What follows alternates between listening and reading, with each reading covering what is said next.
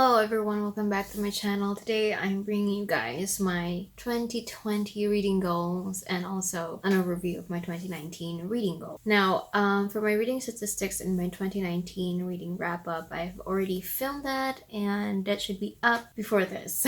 So I will link it somewhere in the cards up above. I've also filmed my 2019 top books, which I had to split into two 25-minute videos because I speak too much. So let's get started, shall we? I don't want this to be long either. Alright, so my goals for 2019 were to read 75 books, to read at least 3 nonfiction books, 3 to 5 nonfiction books, and read 2 to 3 classics, read some poem books, and reread some of my favorite books, aka and reread some of my all-time favorite books such as Stargirl and my older favorites, including the Sweet Valley high/university series. And yeah, also one of my goals was to do a reading journal or reading statistics or do both, which I didn't do any of them. The next one, my booktube goals were to upload at least one in-depth review every month or two and to be more consistent, which means to upload at least one video a week, my weekly reading vlog, and a wrap-up each month. So I didn't do very well on all of those, most of those goals. The number of books that I read last year was 81.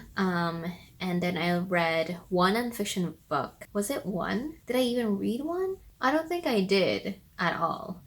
And then for the classics, I already read one, which is Pride and Prejudice. And then I did reread Stargirl, but I did not read any Sweet Valley books. I did not do either of the journal or the statistics very well. Like the statistics I filled in December 31st or December 30th. It doesn't count. I didn't do it throughout the year and I didn't do very well with it. So it was it was messy because I only filled it out pretty much in one day. I wasn't very good with that. And then in terms of my booktube goals, I did not do any review videos for 2019. My weekly reading vlogs became very inconsistent. I did not upload for, I want to say, 2 whole months. Like in putting them all together, I did not upload any video for 2 whole months, and I've actually decided to forgo weekly reading vlogs. I will do reading vlogs. They're just not going to be weekly readings, and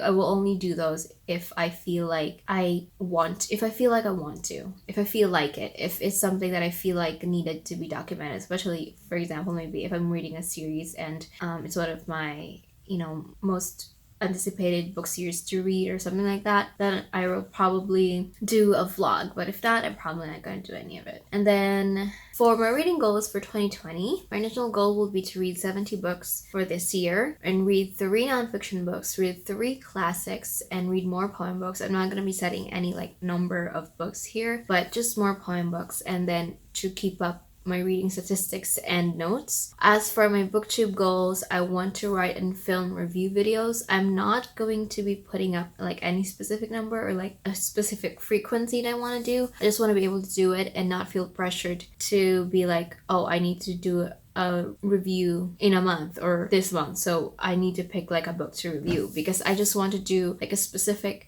book review for a specific book that I do want to really talk about and really analyze. So yeah, next is to film more tag videos and to keep up my reading statistics and notes, plus Goodreads review at least 2 sentences, because that's the one thing that I find myself doing for Goodreads. Sometimes I'm not even rating a book, which is fine because usually I go back and rate the book, and usually that actually really works because sometimes I don't know really what to rate a book because I need to process it a little bit more, which is fine again. But I do want to put in a short review for each book that I write, whether it's a good review or not, or if I just write, I don't really know what to rate this or what to say, but at least say something about the book and my reading experience. So it just helps me when it comes to my reading wrap up, because I tend to forget a lot of things whenever I'm reading. Sometimes when I start filming and start talking about other books, I forget about the other books that I'm gonna be talking about. So I feel like that will just help me in terms of really remembering how I felt about the book and my reading experience. This doesn't really right now, this doesn't really feel like such a forced thing for me to do, because it is something I do want to do, and it's something that I know will help me, because I already found myself like being really frustrated and being like really annoyed that I don't remember a lot of the reading experience that I have with books, whether they're good or bad, you know. So yeah, those are my reading goals and some of the reading goals that I had last year. This year I don't know how it's going to be in terms of my work, and you know how much time I will have, and in terms of if it will be as stressful as it was last year. I did quit my other job, my part-time job, so that I could focus more on my main job, and to maybe, I don't know, I have a lot of things that I want to do in terms of like professional 9 to 5 regular job outside of booktube. Well, this isn't really a job, this is more of a hobby for me, but I do want to be able to really cultivate my channel and to really let myself grow and give myself time, and not to have like 24/7 of my whole life getting stressed because I need to meet like certain deadlines and certain goals, and it's just taking a lot of time, and just really take time for really just myself and to wind down, because I felt like because of the channel and because I do want to keep up with my channel, I did put a lot of pressure on myself, and it's not really like anyone's fault, it's just mine. That's just how I am. I get really stressed easily and really overwhelmed, and I overthink. And in terms of me having to do a lot of things, like actual things, I don't really have that. It's just that my brain kind of overanalyzes stuff, and so that makes it a lot stressful for me. It's just how I am. So I do want to make sure that I do have time to really wind down and to kind of just relax and not think about anything else, so that I won't get really overwhelmed. So in terms of how I feel about the goals that I set for last year, not meeting a lot of them, I feel okay with it. I feel like I did put a lot of pressure for myself, and I don't want to do that.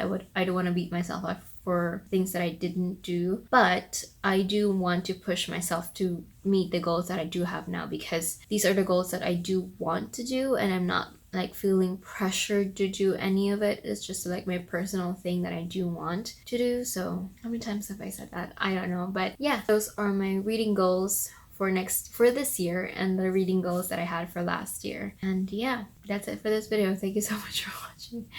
I will see you on my next one. Bye.